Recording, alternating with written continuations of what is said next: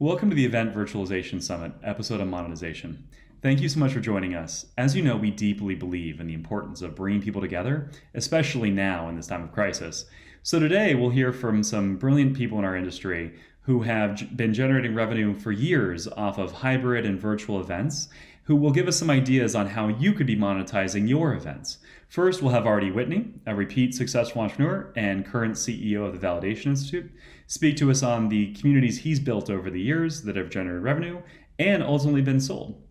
Following him, we'll have Fortune Magazine's Chief Technology Officer and Three Pillars Senior Vice President of Product discussing with us how they've taken Fortune's exclusive elite CEO roundtable and seminar model and expanded both the audience and revenue opportunities. Following them, we'll have the Chief Digital Officer of Informa, Jason Brown, talking to us about the B2B revenue generating platforms he's been building since his days at Canon, which sold to UBM.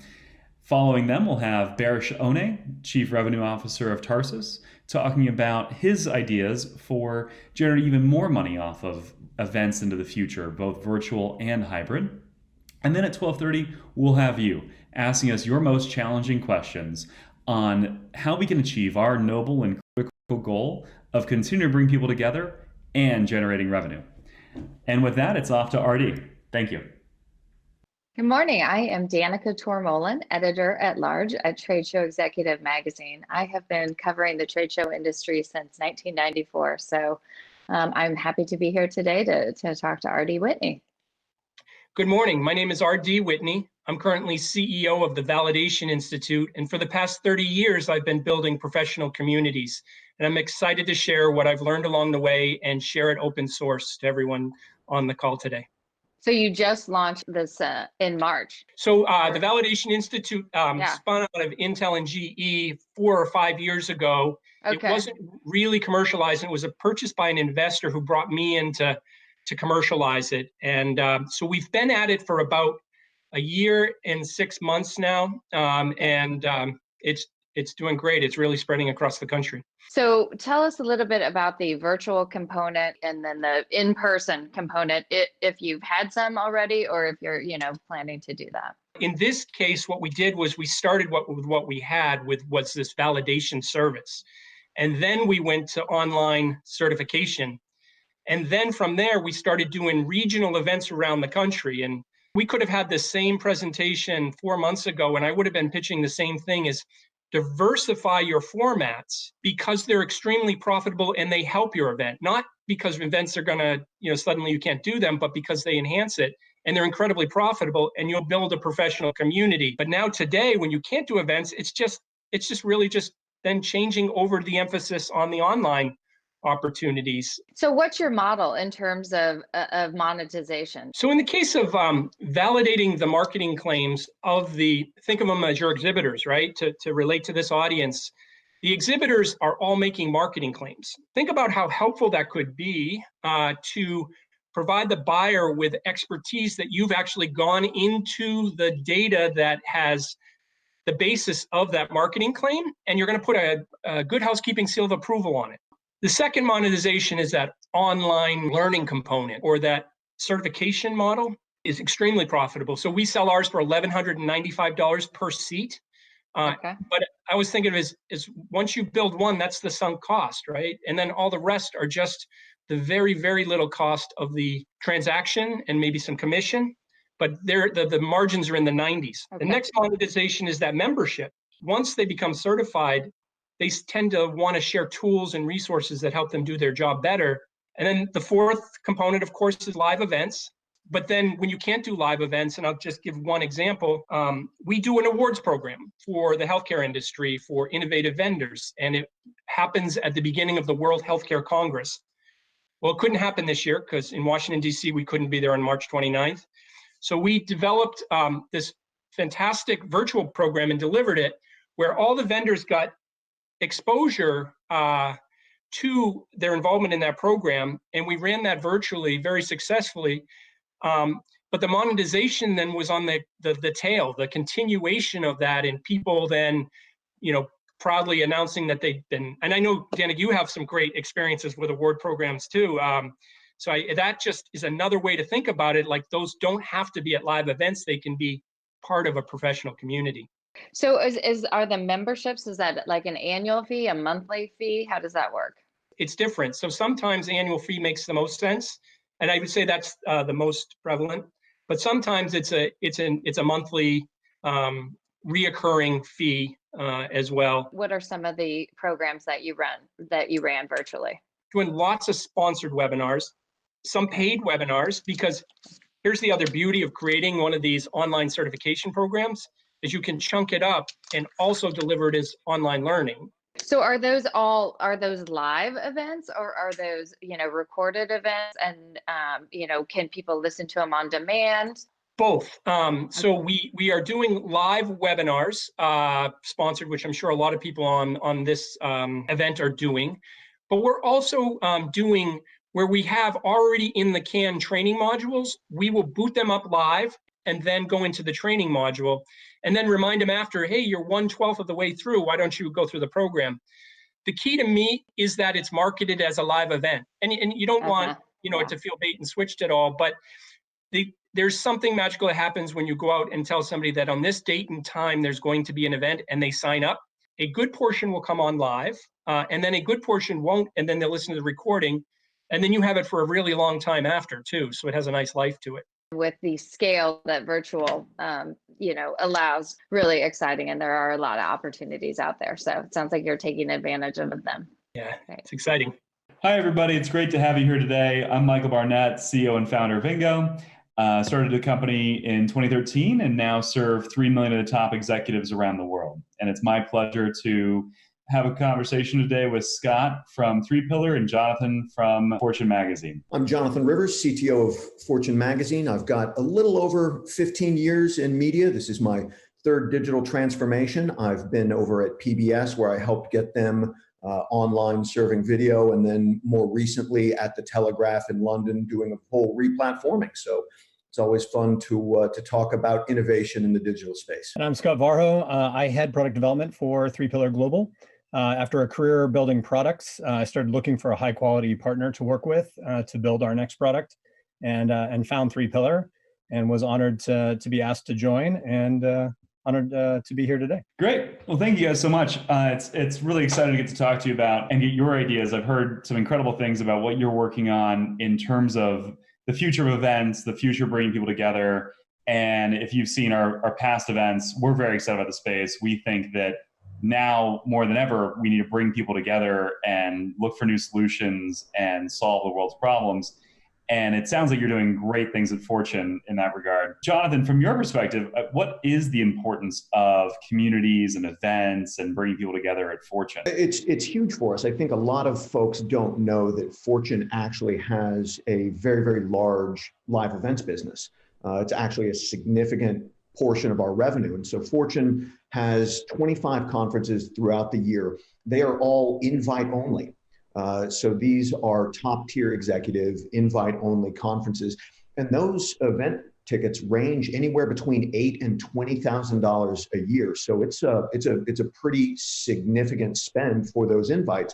But when you go to an invite and you're sitting next to the CEO of GoDaddy or having barbecue dinner with the CTO of Walmart Labs, I mean, that's the kind of event that it is, and so it's very, very special. And for us, they're important because we bring top tier business leaders together, expose them to content, and really convene and bring these communities. And they come year after year to our events, and it's for us, one, community, and two, live journalists. We throw on average 25 full events every year. About 20 of those are full 2 or 3 day conferences, with a number of lead-up dinners and community events that happen over the course of the year. Great. And so now you're thinking about how to bring more people into those, how to digitize those, how to make them virtual. But and how long have you been working on that for?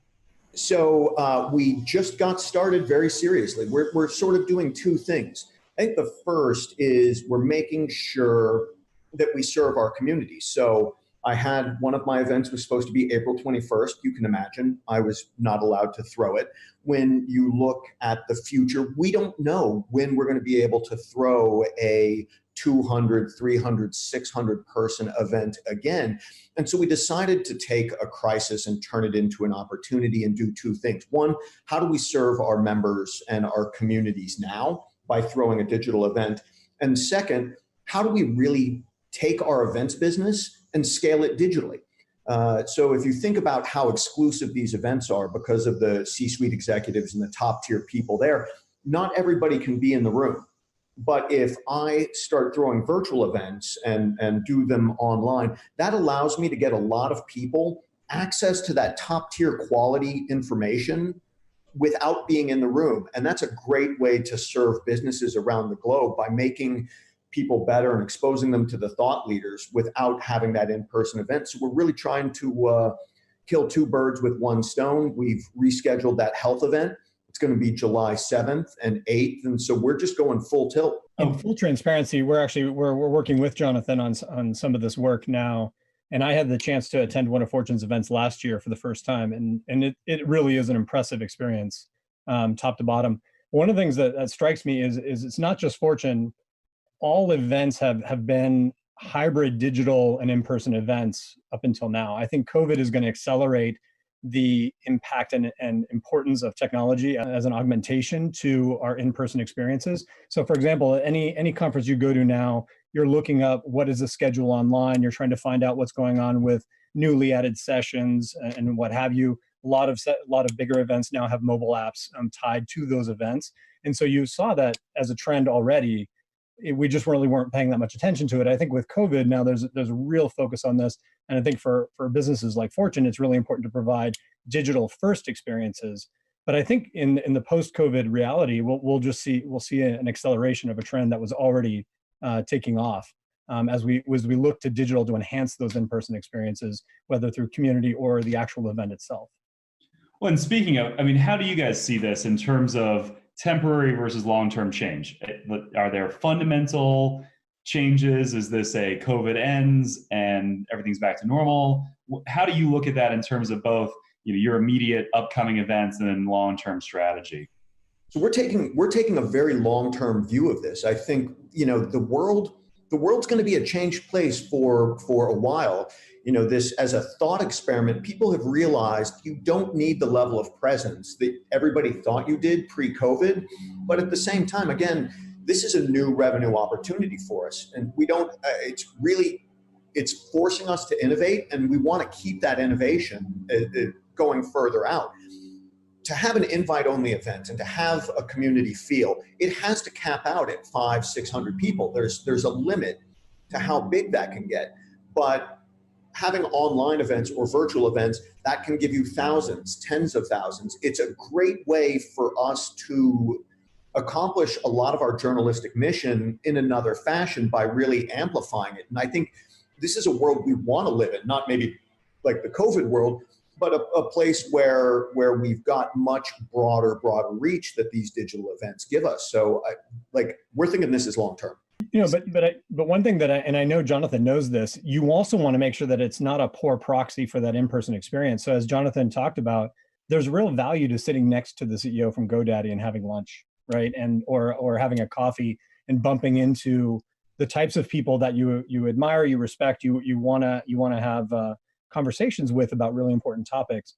And so the important thing is that the digital experiences are just as rich as those in-person experiences. And we know that is possible, but it requires a sustained focus to pull that off. When you say just as rich though, Scott, I'm curious on that. I'm gonna dig in a little bit on that because I like the idea. If you could create a digital experience as rich as an in-person experience, I think a lot of the people viewing this right now would be terrified, but also very interested in the opportunity to capture revenue right now. So when you say that, you've got to be thinking about pluses and minuses, right? There's got to be some things you're losing and some things you're gaining. So can you unpack that for us? Thinking about how you provide those authentic, rich human experiences through a digital platform. We know they're possible. Here we are having this conversation. It's not the same, but once you get exposed to a COVID type scenario, right, you certainly start to appreciate things differently than you did before. in the event space, a lot of times content will be used to attract people, but it's the community and the people that are there that keep you coming back, right? It may or may not, right? So the buyer or the consumer of the event has to have a tipping point and realizing, oh no, it's the community that I wanted just as much as the content. Content's great, but this other part was even better, and it isn't why I originally showed up. And because there's sort of an arc of realizing that that's what you want, I think it'll be really important to stay insightful and close to the attendees of these events and understand where they are in that value chain, what they appreciate, and then feeding them in a timely fashion those experiences that meet them where they are. Events are designed for hotels. Every event that you go to is designed around the hotel. I know that the systems that we use to plan our main school events they start with the hotel. How big is it? How many rooms does it have? How many people can I have? And so on and so forth. For digital events to be truly successful and deep, you have to say, these are the mediums that I have. And so get outside the thinking of, okay, 2 days, 8 hours, per day. These are my sessions. And instead reimagine where an event is just that. It's an event.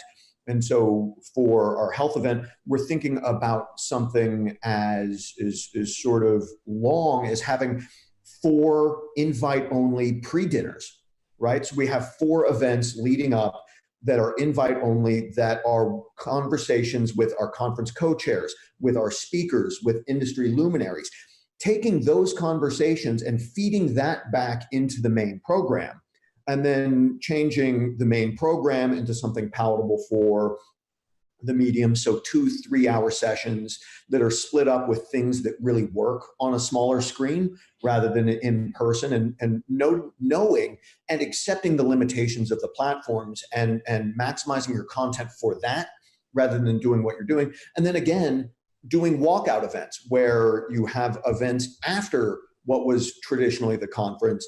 And so you can actually spread that event over weeks and have a much more engaged audience that has multiple touch points, rather than really viewing it as this small time constrained thing like we would do with a regular event. Yeah, I love the points you guys are making, but I think we gotta own the losses just a little bit more, because I wanna focus on them a little bit, because to Scott's earlier point, sit next to the CEO of GoDaddy and for lunch is extraordinarily valuable. Sitting next to one of you over lunch, or having dinner and then drinks, that there's something there that's hard to replace. So what do you think replaces that? What do you think provides so much richness that it offsets the meaningful and significant loss of not having that very personal relationship and connection? So I think it's community, and taking a shift in thinking from an event being a terrestrial event, and sort of that we have conference communities, and that's what we're doing at Fortune right now, where 2 of our 3 of our flagship conferences, Brainstorm Tech, which I'm a huge fan of, our MPW Summit, or Fortune's Most Powerful Women, or our CEO Initiative. And what we've done is, not only are a lot of these going to have virtual conferences now, if we can't get back to some level of normalcy, but throwing community events where our CEO Initiative, that had a monthly call that is now a monthly Zoom meeting that we bring guest speakers in and have topics. We've had 3 events for our MPW community. We have another 10 that are scheduled over the next 3 months. And so rather than a ticket sale, it's $8,000, you pay me once, you hang out with me for 3 days. We're turning these really into the notion of memberships that have a series of events and a series of touch points, where we're doing things like moderated conversations, where the community members can raise their hand, they can ask a question of the speaker, so that they get to see each other and they get to maintain the connection that they would have had. And because we have so many people that come year after year, we actually have these communities formed. And so for us, it's keeping them alive and keeping them all engaged. Yeah, how many of us have been to these events, had those wonderful drive-by conversations, ended up with a business card, and that was the end of it, right? So what if we could make that richer and more enduring to that point? And it requires being insightful and really thinking about those key moments, and then building your digital strategy around those moments. So talk to me about how that fits and how those fit together into a long-term premium content monetization strategy. On the conference front, again, virtualized conferences that allow scale because we can have more people going to them. Our tentpole events, that I mentioned, MPW, CEO Initiative, we really view those as memberships, sort of yearly things. I think this makes it even better because you're adding those touch points. It makes the membership worth more. So you still have the membership sale, and now you have more sponsorship opportunities, right? So in a traditional event, it's a restaurant problem. You've only got so much real estate.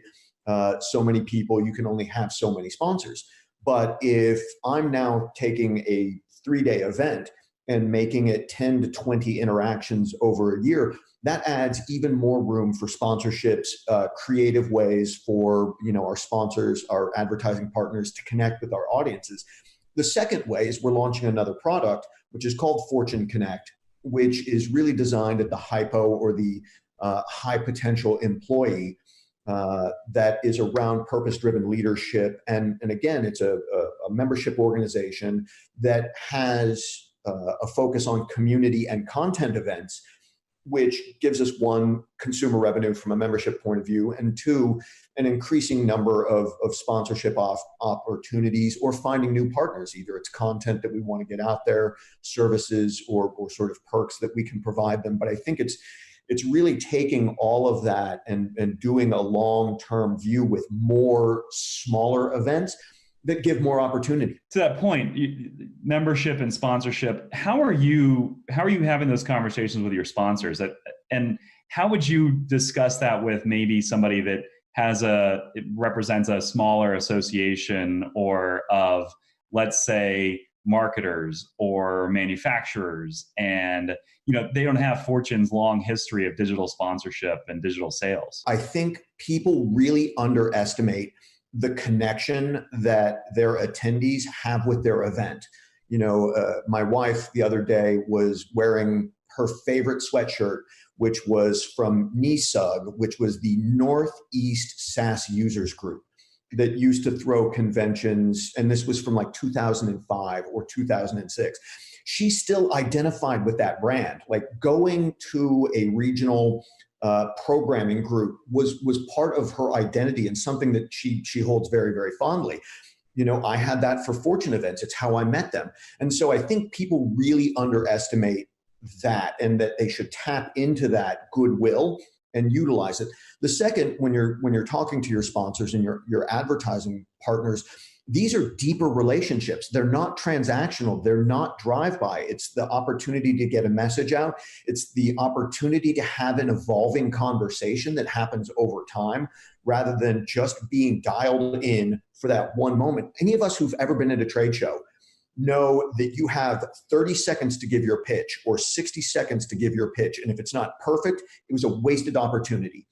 But when you're working with a series of events or all of these touch points, it's an evolving conversation. You don't have the pressure. You have more time for your audience to get used to you, to grow with you, to grow into your services. I think it's a better way of doing things. Yeah, and I'll add to this. I think that one of the things that we try to bring to the table that helps with these conversations is the product mindset. So both for, as I talked about before, the members that are showing up have a certain value proposition in mind when they show up. That will evolve. I think one of the things that Jonathan's putting his finger on is the time element of these events, which is really important.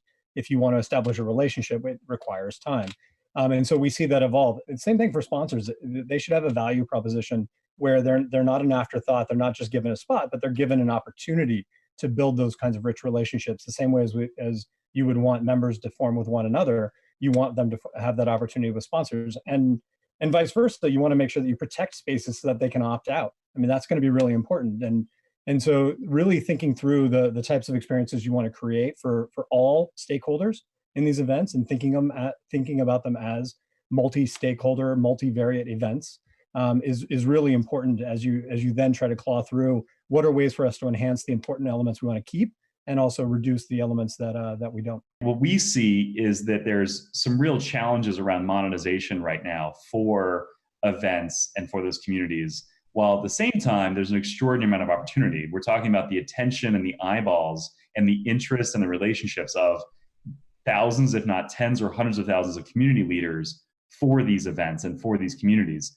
How do you think about the gaps in software, the gaps in products out there currently to help drive monetization? I don't think there are gaps. And I think that's actually the problem, is that everybody's looking at them as gaps. I talked a little bit earlier about focusing on the medium and accepting the limitations, right? There's the saying that constraints impose clarity, and calling them gaps is saying, I'm going to pound my square peg into a round hole where there are all these things that I know how to do, and this thing doesn't do what I know how to do. And that's the death of innovation right there. That's just not trying. And so accepting that platforms work like this and platforms work like that, and that I'm going to need to use this platform for this platform for that, and this platform for the third, needs to be accepted. And I think that's where you get into a lot of the things that you're going to need to build. And the real secret sauce is it's integrating these multiple platforms for a seamless customer experience. That's going to be the real secret. So I don't view it as gaps, because there's something out there that will do everything that you need it to do. You're just going to have to build the connective tissue from it, which is what guys like Scott do for a living. Yeah, and the thing that I want to, there's a word that you use, Jonathan, that I think is undervalued, which is the word focus. The important thing is, as you said, there's all the tools are there, but we need to think in terms of digital ecosystem. We're talking about members or sponsors that are having a multi-channel experience with your brand or with your event. And given that, we're not talking about building a mobile app. We're talking about building a mobile experience that is an extension of your digital ecosystem, right? So, which is just a very different challenge, and choosing what parts of that you're going to focus on. Where is your special sauce? Where are you going to enhance the experience that the tools sort of come with out of the box?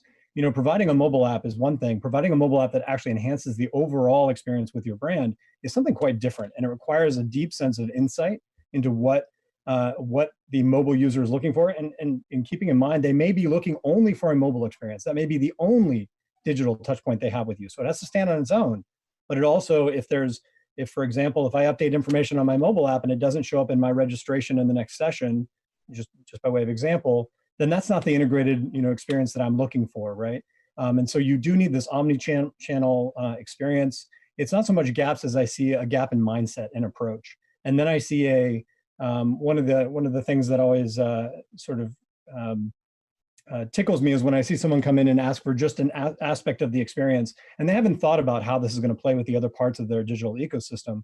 And in those cases, it's a real education to say, look, you might want to trade off a little bit in terms of just this one channel, and make sure that you're investing in the connective tissue. And then also think very, very carefully about where you leverage third-party components and what you decide to custom build.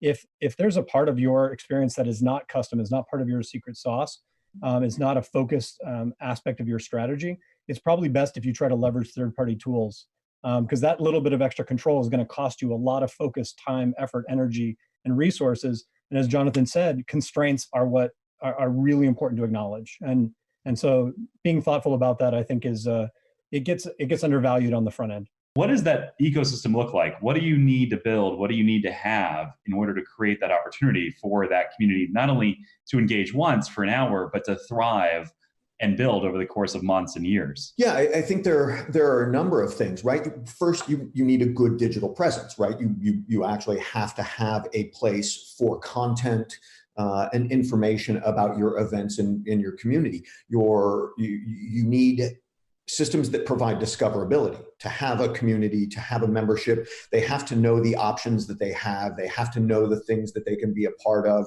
They have to be able to find them so that they can attend them. So that's a core component of it. And then I think CRM is really understated. So having a good CRM system, having a good membership management system where you know who your people are, you know how you can contact them, along with email marketing tools to keep them connected, is really absolutely essential. And I think those two form the core of it, or those three form the core of it, for me.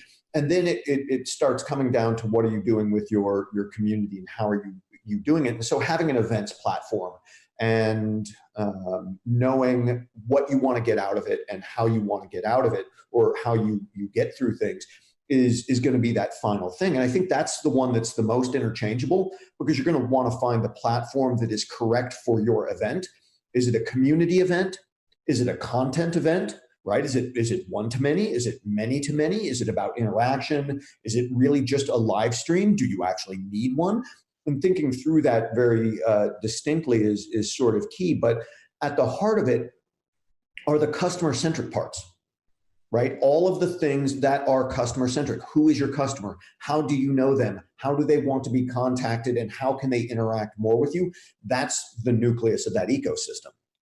Scott, I want to hear what you have to say about this, but I've got to follow up on that real quick, because I think most of the people that I've spoken to and are in the industry are thinking first about what platform, what video virtual event platform should they use. And Jonathan, it sounds like you're contradicting that, or you wouldn't agree with that.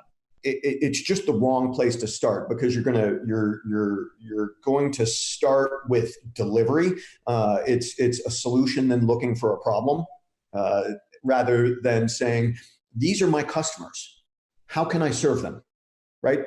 I mean, I believe in customer centricity. If you ever see any YouTube video of stuff I've talked about, it features fairly heavily, but starting with your members, starting with your attendee, everything that you do should be in service of them. Every choice you make should be in service of them, rather than saying, this is my platform. You don't have Microsoft Silverlight installed? Oh, well, you can't come, right?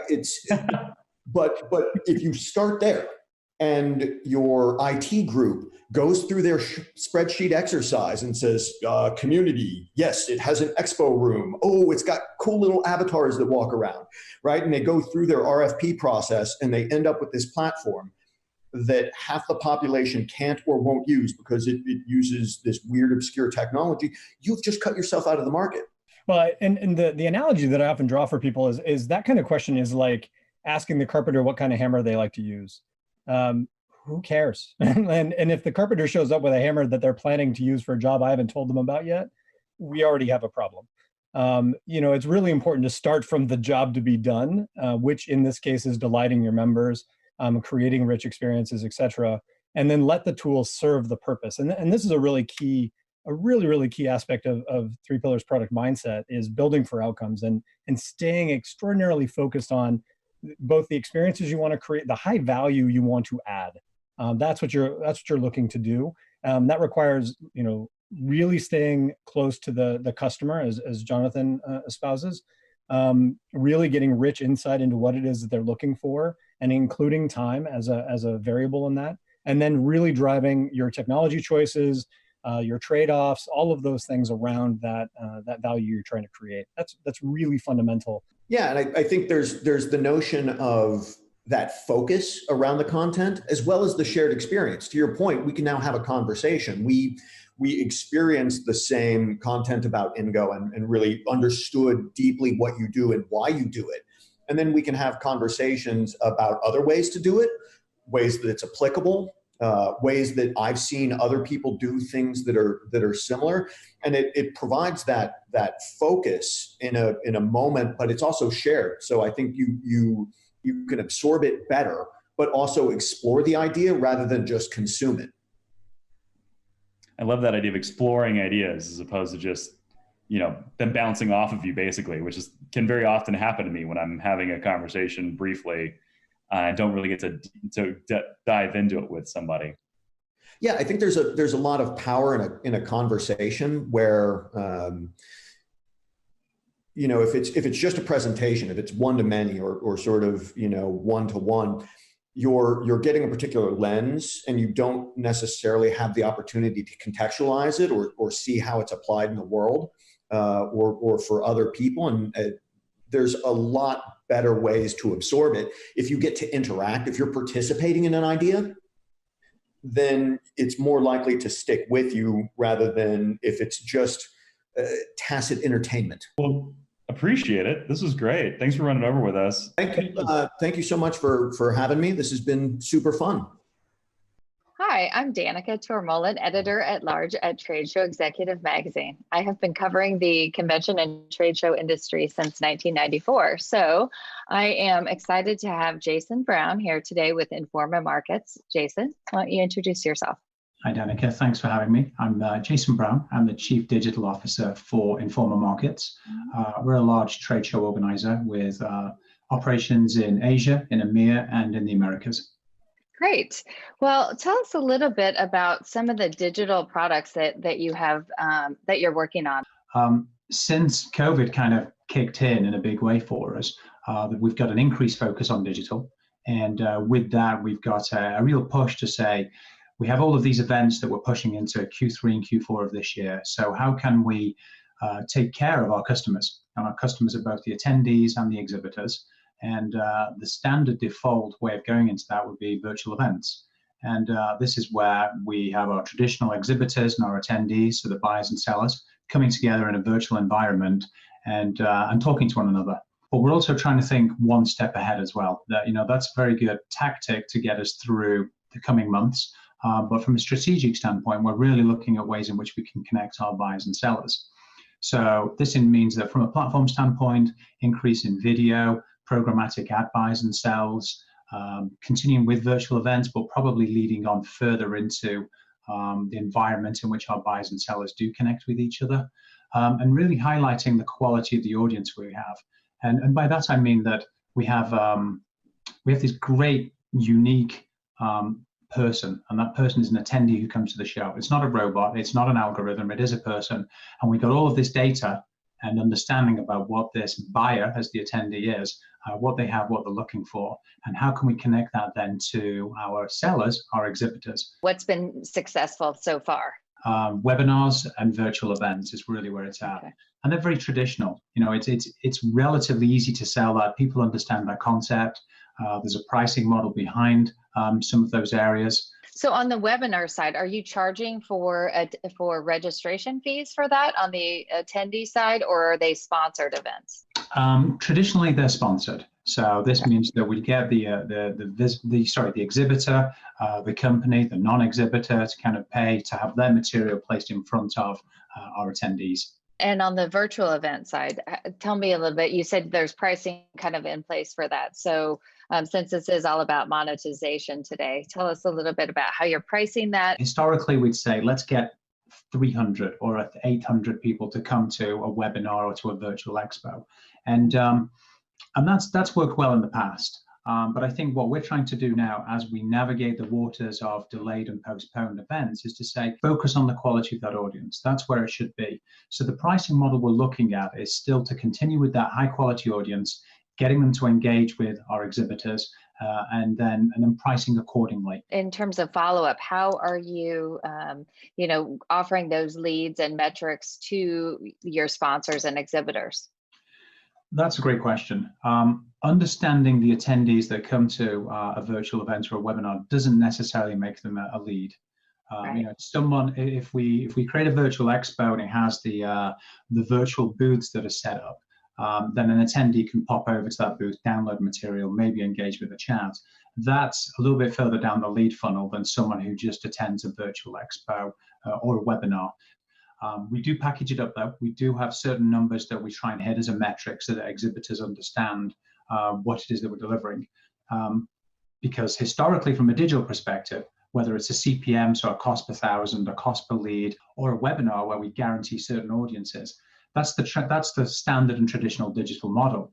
When it comes to an event, we don't guarantee an audience. So I think adjusting the pricing model that we use, engaging with those exhibitors for them to understand that, we're feeling some good traction. One final question for you. So for our audience here today who might be trying to monetize some digital or virtual events, any advice for them? Focus on the quality of the audience. So if you've not already got demographic information about your audience, do that. Every time you put together an online event or you've got some registration, don't just ask for name, company, job title, and location. Get more information. And by that, we mean how much money has your audience got to spend? Where are they in the buying cycle? What authority do they have? And are they interested? Are they just browsing? Are they researching? Or are they ready to buy?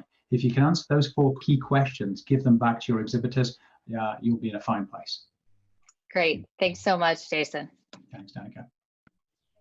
Good morning. I'm sitting here talking with Barish from Tarsus this morning, and I'm really thrilled to be talking to him. Hello, everyone. This is Barish Onay, Chief Commercial Officer at Tarsus. My role is about the organic growth of our business. Can you tell us a little bit about what you are doing in terms of virtual event? Well, the thing is, in Tarsus, what we're trying to do is to create sort of a digital extension for our live events. We are not really backing on the idea of having fully virtual events, although we might have to do them for a while. But our number one priority is to make sure that when events come back, we have a solution in place that will allow us to tap audiences which might choose not to, or even if they wanted to, for physical reasons, cannot be physically there at our events. Well, the topic today is really about, the communities that we have for events and how we might be able to, monetize virtual events. How will you be able to achieve that? The thing is, the approach we are taking as Tarsus, as I said, is about making sure that we build this around a physical event rather than a standalone one. Because the fear we have is for everything that's on the internet, that's only live, let's say digital only, the price points of a live event might be a bit hard to justify. So therefore, we want to make sure that we couple these 2 concepts up and create an offering which is both online and in live. So therefore, we want to make sure that we don't want to complicate the sales process too much for our clients. Because if you go to your client saying, oh, we know we had our show, now it's something else, it's virtual now, we built this on top of it, we don't want to confuse our clients. We want to keep on selling what we're selling. We're selling well.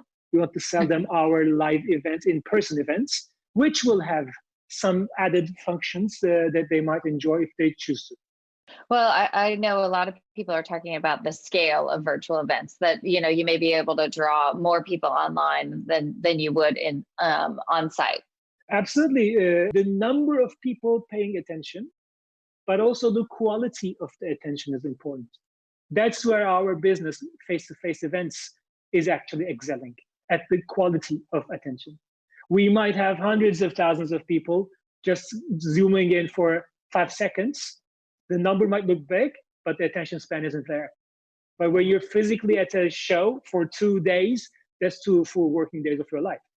So that is why our business, our industry, is based on very solid ground. But when you try to look at the big numbers game, you might fool yourself saying, hey, we got such a big crowd. Maybe they were played. I have the same when you're doing these calls like this. My daughter walks in. Yeah. She doesn't walk into my in-person events when I'm in there. So we have to be very careful about quantity versus quality, or quality versus quantity. The thing is, I have been in this industry for long enough to remember the first time we were talking about virtual events, more than 10 years ago. Yeah. Yeah. And it was a very popular thought to go after. Our events only happen for 5 days per year. What happens in the remaining 360? You know what? Your client goes to 10 more events. So the thing is, when you look at this as a catalyst, we should not use it for the wrong perspective. When you use this accelerated pace of change and think you're going to change the whole industry model into being fully virtual 365, we don't believe in it. Personally, myself and my company, Tarsus, we don't really believe in it. So we want to use this as a catalyst to augment our live shows into becoming more digitally capable, but not to be replaced by virtual events. Virtual events right now that are happening around the world, so many of them, like the one we're attending today, are great when they serve a means to an end. But companies like us, Tarsus, when you have hundreds of shows, it is for us really hard to envision a feature that we do all of them only virtually. So what is the biggest challenge that you face, right now today, when you're looking at your properties and, what you can do right now in terms of virtual? What's your biggest challenge? Not knowing how the client will receive it. We know intellectually what's right to do. Right. We know what the solution set out there is. We know how to apply that to our show. Yeah. But until it's built, it's not. So therefore, you cannot test it. And testing it with a small focus group might really throw you off into a wrong rabbit hole, because you have to test it wide enough. So when you're testing it wide enough, go out and do it. So the first events that us and anyone else will do will be big tests, actually. Beta tests on seeing if the client really wants this or not. We were hoping they are, but there's no way of knowing, because no post-show story is going to tell you that. Right. Right. And I think, though, everybody is kind of learning trial by fire right now. So absolutely. Yeah. Absolutely. Yeah. I think we are out of time, but I appreciate your time today. Thanks for sharing your experience and expertise. My pleasure. My pleasure.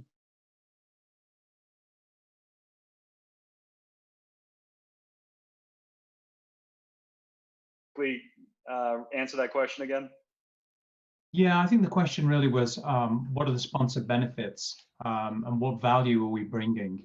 And I think that from my perspective, what we look about is the audience. That what's the quality of that audience that we're bringing, and what is it that what would they normally come to a physical event for? And it's product discovery, it's service providers, it's solution providers, it's engaging with those exhibitors. So putting a price on that will vary from event to event. In the virtual sense, if you're looking at providing a small niche audience who are very highly qualified, then that's got a different price than if you're doing a very generic or general virtual event or webinar where you're at the top of the funnel. So I think keeping the pricing in mind, that should be based upon the size and quality of the audience and where they are in the sales funnel. Great. I also think there's some questions here for Jonathan about, you know, the membership model and how you're charging for that, and what kind of benefits there are for the membership throughout the year and what you're offering. Yeah, so you know, membership is a direction that we've been moving for a while, and it really has started with our large tentpole events, and then moved from large tentpole events to a number of smaller community events throughout the year. So where you have your one big tentpole conference, and then a dinner in London and a dinner in Toronto throughout the year. So that way there are a number of opportunities really for our members to come together and learn and grow with each other.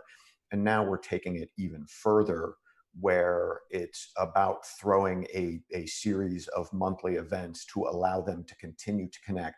And that's a direction that we really want to continue to go in, right? So how do we provide them the tools to communicate so that they can stay part of the Fortune universe and stay part of their community without necessarily having to take it to outside platforms? And that's really going to be the evolution that we're going to take. Great. Great. I also think that in terms of, let's see, one of the questions that we had was about data and what kind of data that you're getting for exhibitors and, you know, sponsors, and maybe somebody else would like to address this. I can jump in there. I think, you know, one of the great opportunities here with events and products around the thinking of a community around the event is the ability to see the data and understand how people are using it. In the case of a membership, for example, you can see what interest points people are actually using, what tools and resources they're actually going in and using frequently, so that you can emphasize that and increase the interest. In the case of a virtual event, you can see the particular areas that have more interest. That's actually very valuable then to the buy side, because they also, you know, get to see that as a bit of a focus group with instant results. Yeah.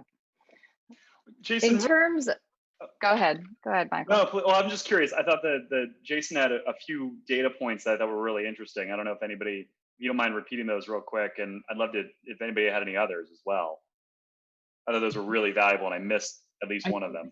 Yeah, I think that what everyone should think about is that webinars and virtual events shouldn't be a one and done.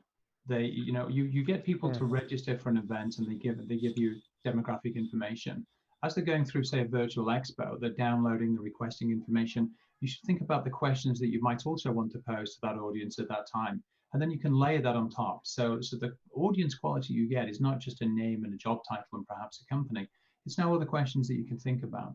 So raising the level of the quality of the audience is key to, once again, pricing your event. And you can do that in many different ways. You don't have to just do it in this one, let's grab a registration form and do it. So think about the audience that you've got. Think about what you're offering them as value. And can you do that in step by step? So don't just think about, I'll hit an audience every 20 questions.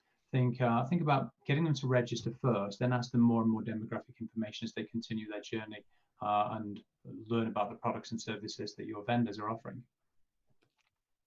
Well, if I can add, because I think there's an interesting point about the data and enriching the interactions.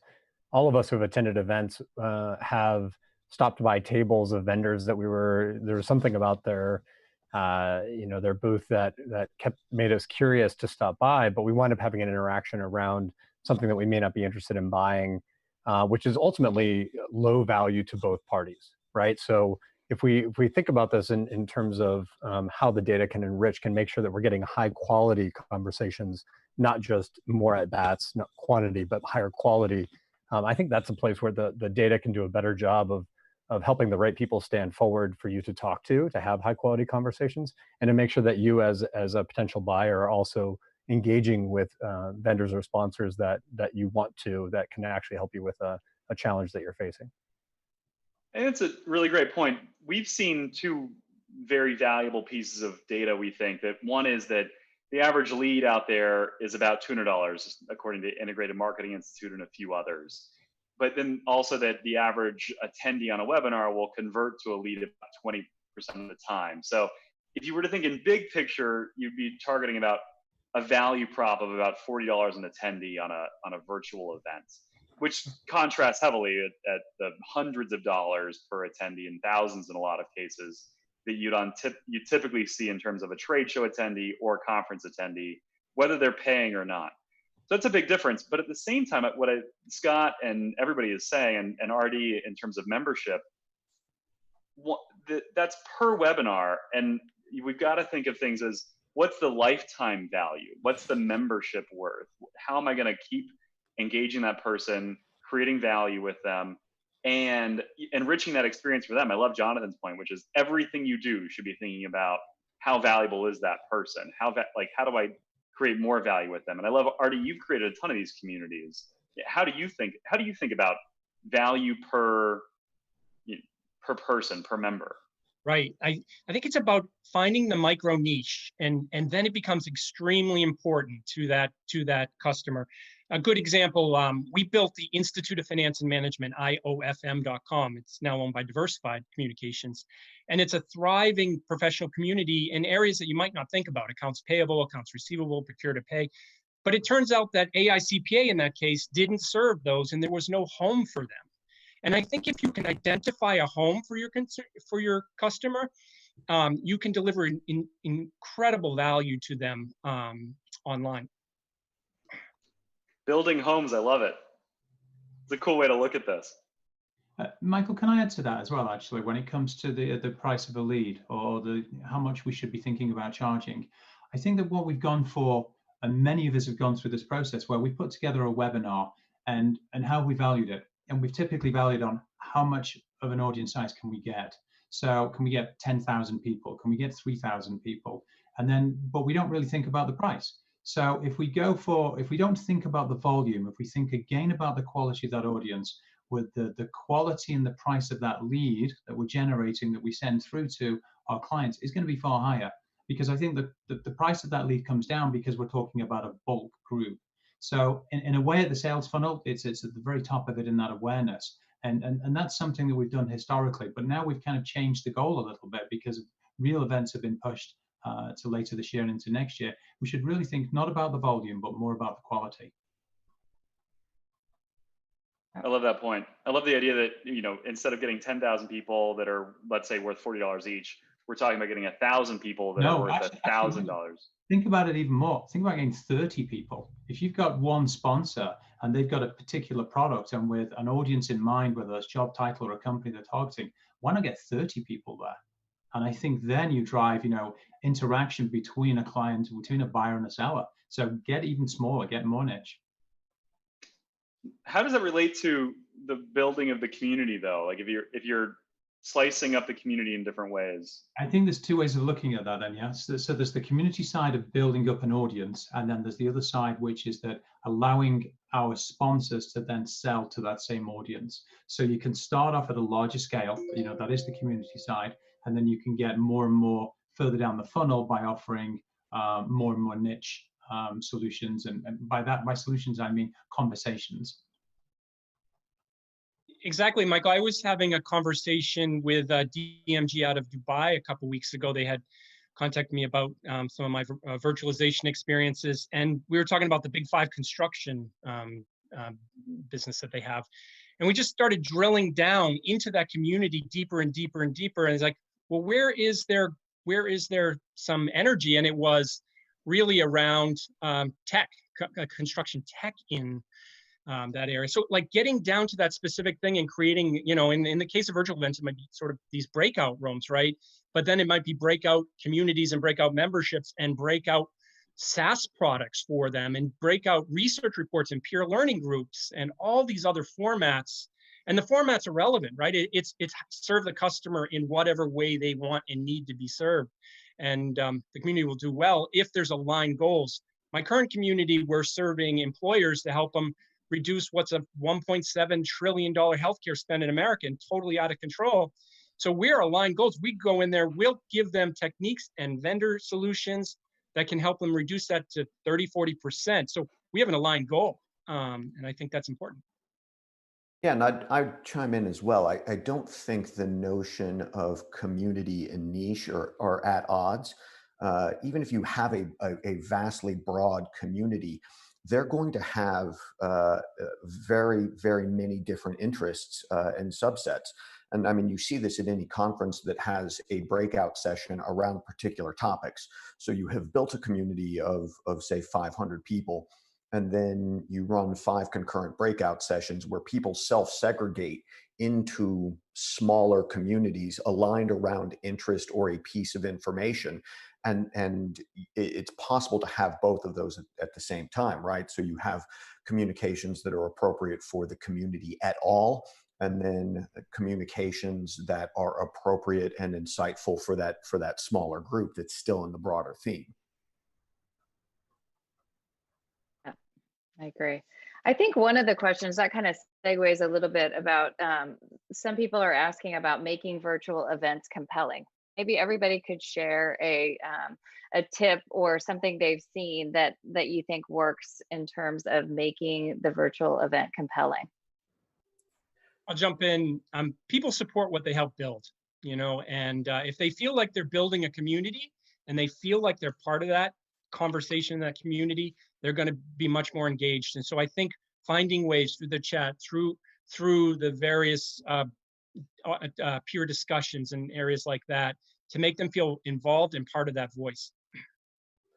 I'd say speaker prep is the number one thing. Making sure the shot is framed well, that the lighting is good, that they know what to do with their hands, that they're not looking around the room, that they're not looking at their phone. And when we started really accelerating the number of events that we threw, we really focused on our speaker prep and making sure that they were all ready for this particular medium. And I think if it looks good and people are prepped, it's going to come through as more compelling rather than just sort of like a regular phone call.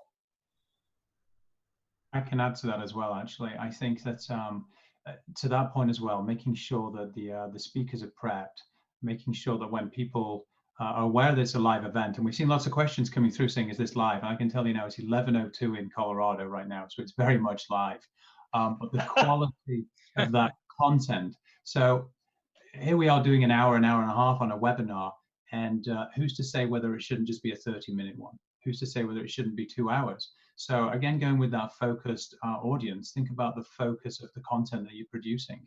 And so some people don't want to hang around for an hour. They might not have an hour, especially if they're working from home. So think about just the time in which you're doing it and the content that you're producing and seeing if you can really condense it. Arsh, I love the anything point to add? about, yeah, well, I love the point about condensing content and Artie's point about of creating alignment. I think that even, the beginning here for the Event Virtualization Summit and engaging with all the great speakers we've had, the reason we've been able to do that is because we really deeply believe in the need to continue to bring people together. And there's a lot of people out there that are aligned to that goal of continuing to bring people together and exploring, the 3 episodes we've had. What platforms are out there?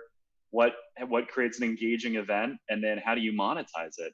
And, we'll continue that into the future. But it starts with just talking to the people and what they need and what they want to hear, and what they want to talk about and what they want to hear other people talk about.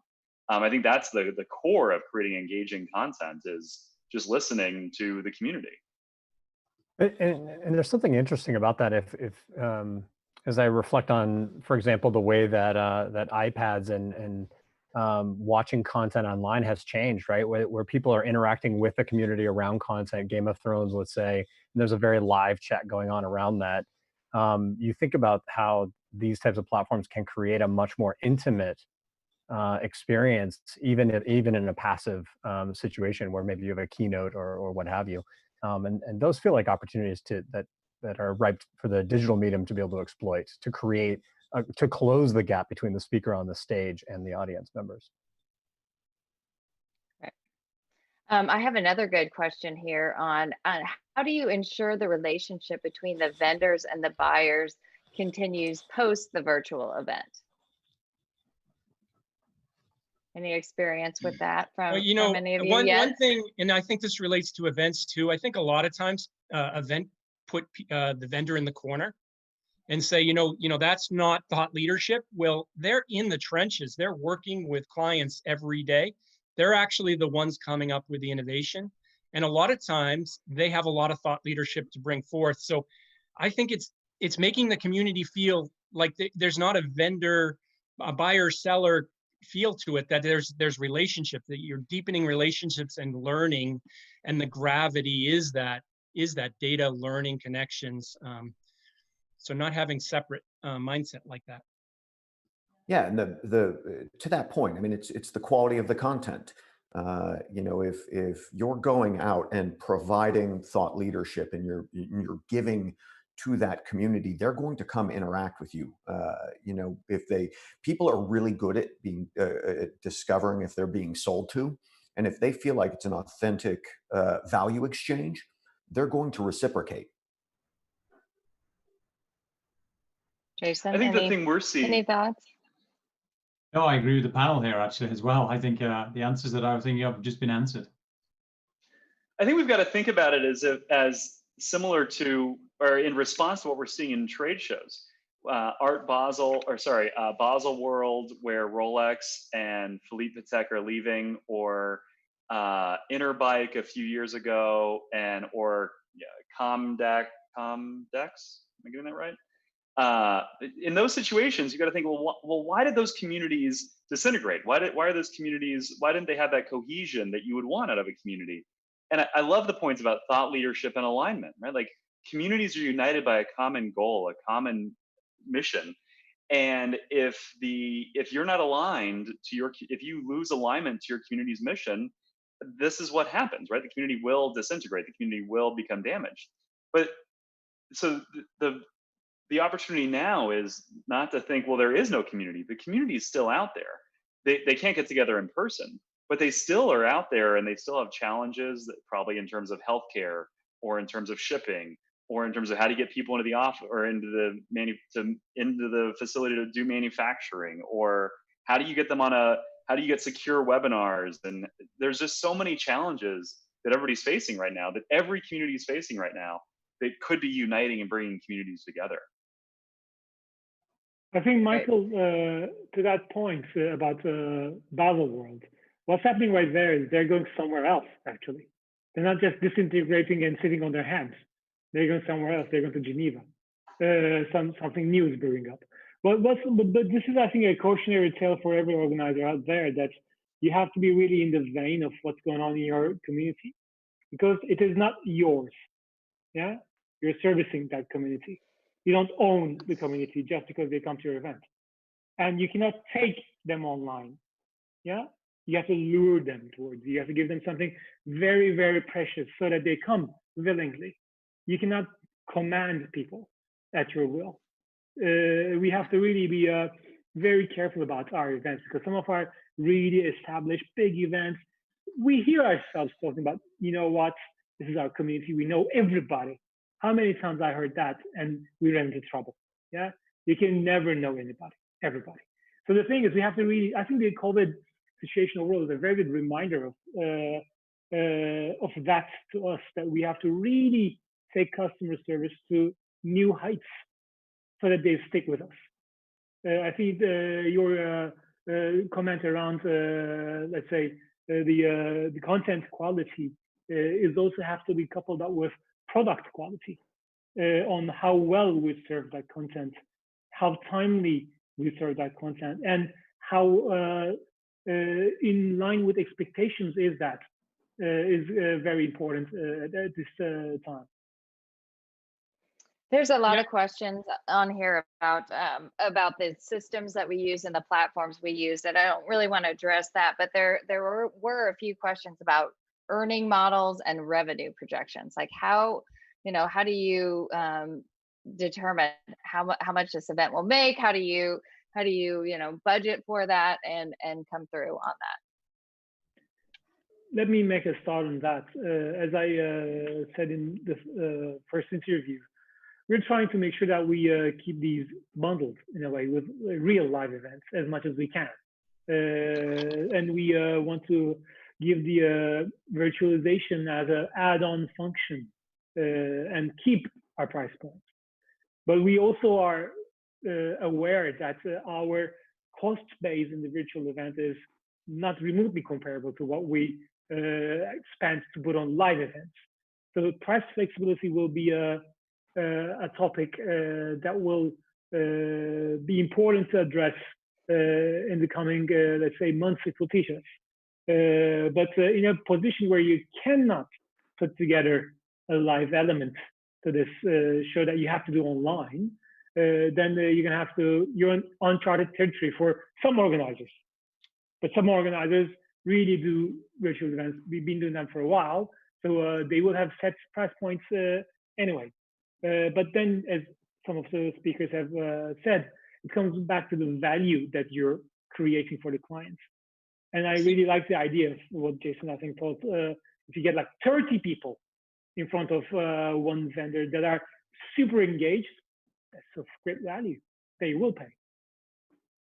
See, I disagree that virtualization is an add-on, and I think that when you change the mindset from the event being the center of the event being the gravity, and it being one planet in a solar system, it opens up a world of revenue and monetization opportunities.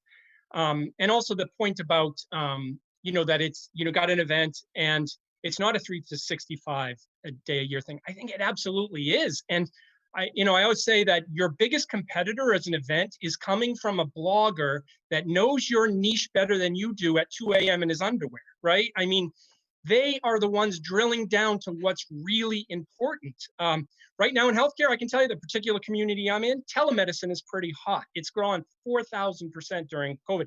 Like, there are people out there building micro niche communities, I guarantee you, institutes. So that point, but as far as the monetization goes, it's beautiful, because if you do think about creating all these planets around your community, take something like membership. Well, that's an annual spend or a monthly spend that's reoccurring, and usually renewal rates are in the 70 to 90%. Certification, once you build one, then every other one is 96, 95% profit margin. You just got the transaction fee and maybe some commission. These types of products, they enhance. And I would have said this 4 years ago, and you should build these things around. And I was saying it and a lot of times with event companies, they're like, no, you don't understand. Events aren't going away. I remember we published at TSNN 10 years ago the virtual event research report with Rachel, and that was the response. Virtual events are not replacing live events. That's not the point. The point is to put your community with an orbit around it, so you have diversity. And then when these things happen, you can shift. I think there's some really good points here. The blogger in the underwear is not really a point I want to dwell on, but if you think about what an event is, it is a moment in time in a geo-specific location, and digital platforms eliminate both of those constraints. So the digital platforms that we're talking about, they're just a vehicle. The value that we provide as an event business is the discovery, it's the relationship building between buyers and sellers. If we continue to connect those people on a year-round basis, you've got something that is of very high value. When you think about a physical event, in my world anyway, we don't guarantee what the attendance will be. We've got a guideline. We know what it was last year. We know what it was historically. We know how many registrations there are, but we certainly don't guarantee how many people will jump onto someone's booth and have a conversation. Whereas when it comes to the digital world, there seems to be this path of saying we guarantee a certain audience size or a certain quality. And I think that's a mindset we really have to think about. Should we be doing that? Are we damaging our relationship with our exhibitors? Are we damaging our own database when we have to continuously market to get those people? So I think pricing accordingly is something we can't get specifically into. I couldn't say this lead's worth $200 or $20 or $2,000. But I think that you can, as market owners, and understanding what it is that the audience are after and what you can deliver. Well, I think that's a great final point for us. I know that we've gone a little long because this has been such a great conversation. Thank you to the audience for all of your questions that have kept us going and kept us engaged in answering them. We really appreciate all of you that came and joined us. I know it was thousands of you. And thank you to the panel. Thank you each for joining and for your brilliant ideas and pearls of wisdom that you're able to share with us. The next Event Virtualization Summit will be later in June. We're not having the one on June 5th for Global Exhibitions Day. There's a lot going on that day. We want to support everybody else's and support the industry that day. So we'll have something, a surprise feature that we're working on in partnership with some other players in the industry later in June. And until then, if you've got any other questions, please feel free to reach out. Thank you to all of our sponsors. Thanks to MoDev and Proper Expressions, and of course, Ingo for putting this together. And again, thanks to our panel. Have a great day or evening. All. Thank I mean, you. where you are.